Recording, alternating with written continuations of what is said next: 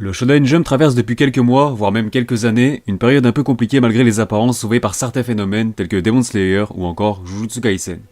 Malgré tout, lorsque l'on se penche plus en profondeur sur l'ensemble du catalogue du magazine, la situation semble bien plus préoccupante, car actuellement, c'est seulement 6 séries différentes sur une vingtaine qui comptent plus de 100 chapitres. Ce qui démontre non seulement un problème de renouvellement, puisque certains gros hits comme The Promised Neverland, Demon Slayer, IQ et j'en passe, n'ont pas encore véritablement été remplacés depuis leur fin. Cela dit, parmi les dernières nouveautés du magazine, il y en a bien une qui a su se frayer un chemin et s'imposer très rapidement comme un hit en devenir du Shonen Jump en seulement une année.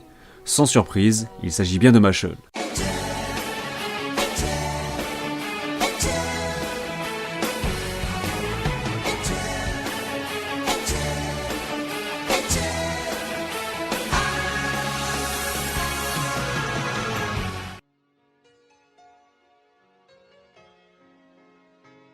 Salut à tous, c'est Otakult, on se retrouve pour le retour des Otabreak avec une vidéo que vous avez été nombreux à me réclamer, puisque comme vous l'avez compris, on va aborder Mashle. Comme toujours, je vous rappelle avant tout que vous pouvez me retrouver sur mes différents réseaux sociaux mentionnés en description. Pensez aussi à vous abonner si mon contenu vous plaît, ça soutient et ça fait plaisir. Sur ce, commençons.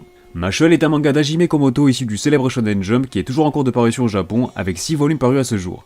Tandis qu'en France, les 2 premiers volumes sont déjà disponibles aux éditions Kazé. Sur ce, de quoi ça cause? Dans un monde où la magie fait loi, il était une fois Mash Burn Dead. Élevé au fin fond de la forêt, le jeune garçon partage ses journées entre séances de musculation et dégustation de choux à la crème. Mais un jour, un agent de police découvre son secret. Il est né sans pouvoir magique, ce qui est puni de mort. Pour survivre, il va devoir postuler à Easton, une prestigieuse académie de magie, et en devenir le meilleur élève.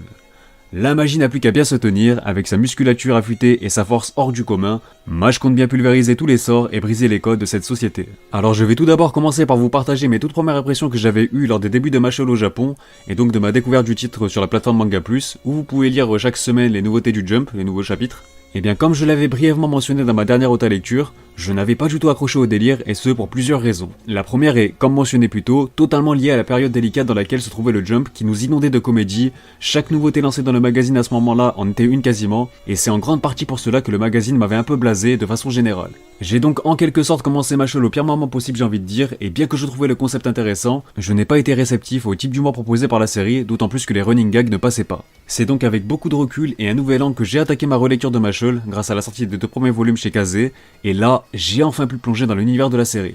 Et contrairement à ce que beaucoup de monde pense, il n'est pas du tout nécessaire d'apprécier Harry Potter pour accrocher à Mashle. Si certains sont encore réticents de ce point de vue-là, je préfère vous rassurer tout de suite, car je ne suis moi-même pas spécialement fan d'Harry Potter, bien que j'apprécie tout de même. Donc certes, les nombreuses références à cette œuvre emblématique doivent être bien plaisantes pour les fans, mais aimer Harry Potter n'est pas du tout une nécessité pour aimer Mashle. Et bien que le type d'humour de la série m'a paru tout de même bien plus plaisant et surtout digeste lors de ma relecture, c'est principalement le propos de Mashle qui m'a véritablement convaincu. Ainsi Mashle nous plonge dans un univers où tout est régi par la magie dans lequel on va suivre Mash, un héros possédant de grandes valeurs et des convictions sur lesquelles il va s'appuyer pour changer la face d'un système assez malsain finalement. Il s'agit d'un héros que j'ai envie de suivre, que j'ai envie de voir en action car sa seule existence est un problème, et voire même un crime au sein de l'univers de la série. Et c'est ici que le propos du manga devient très intéressant et pertinent, car il met le doigt sur des problématiques et des thématiques bien plus profondes, contrairement à ce que le côté comique de l'œuvre pourrait nous laisser penser. C'est d'ailleurs pour cela que j'approuve totalement l'idée d'avoir sorti les 2 premiers volumes en simultané, car c'est vraiment ce second tome qui permet de nous faire prendre conscience, au lecteur que Mashle n'est pas seulement destiné à se jouer des codes du Neketsu à des fins parodiques, mais aussi à nous proposer une véritable histoire avec ses enjeux et ses problématiques. Comme celle de la différence, de la place de chacun, de notre condition en tant qu'humain, on ne naît pas humain, on le devient.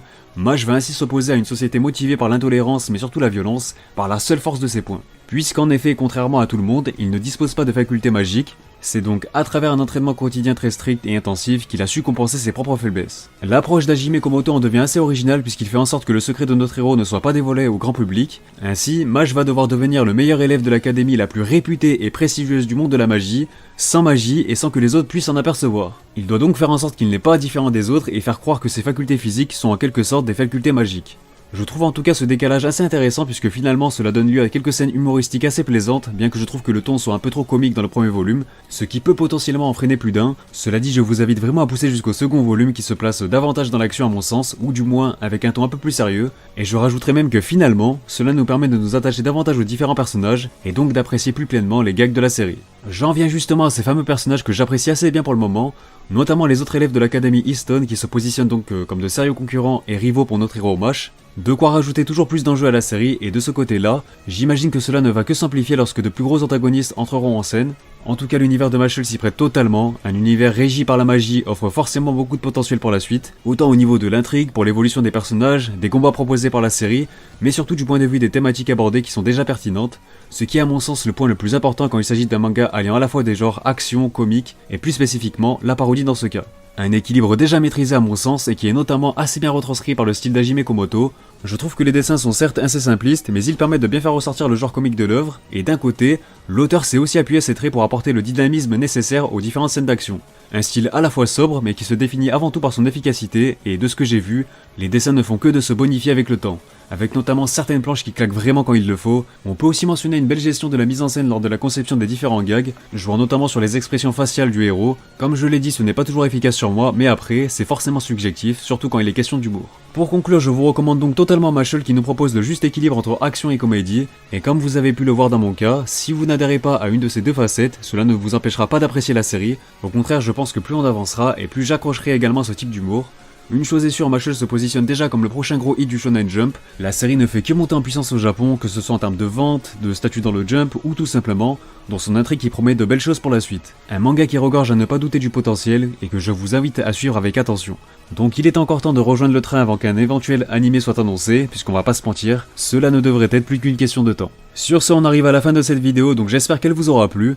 J'attends bien entendu vos avis sur Mashle dans les commentaires, sinon n'hésitez pas à vous abonner si ce n'est pas déjà fait pour ne pas manquer les prochains épisodes. Mis à part ça, vous pouvez aussi me retrouver sur mes différents réseaux sociaux, à savoir Twitter et Insta principalement. Bref, sur ce, portez-vous bien, quant à moi je vous dis à bientôt pour de prochaines vidéos, et surtout, on se reverra.「